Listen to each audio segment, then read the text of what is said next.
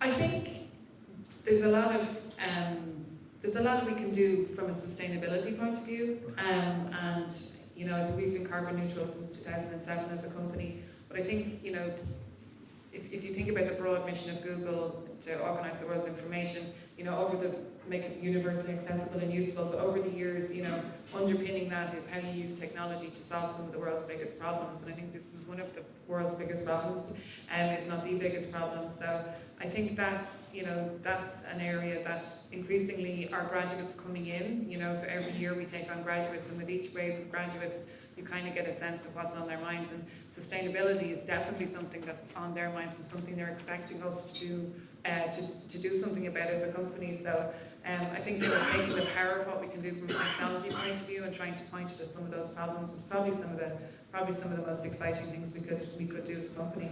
And I've heard you described as a technology optimist. Yes. What do you mean by that? Well, I think we hear a lot about technology platforms, and they are platforms, and they can be polarizing, these days, and I think we see a lot of that. But I suppose what you see internally, though, is how technology can help with, say, the consumerization of health, or how it can break down barriers in terms of access to information, and really how it can be used for good. And I suppose technology is a platform like any other platform. It enables you to do things, and you can do good things with it, you can do bad things with it.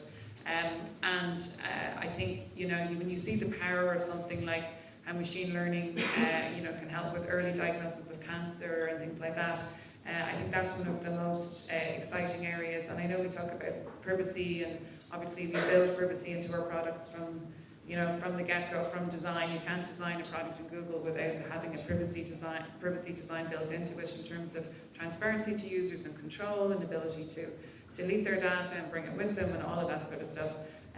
But there's also, a really nice way that you can use some of that data in aggregate around things like early diagnosis of diseases. So I think that makes me optimistic, right? And I think if I look into the future, what technology would I be really interested and excited about would be the consumerization of health, and how collecting that data in aggregate can help individuals who maybe don't have access to healthcare, maybe spot things earlier and think about how powerful that could be in the developing world. Yeah, I think that's one example of it.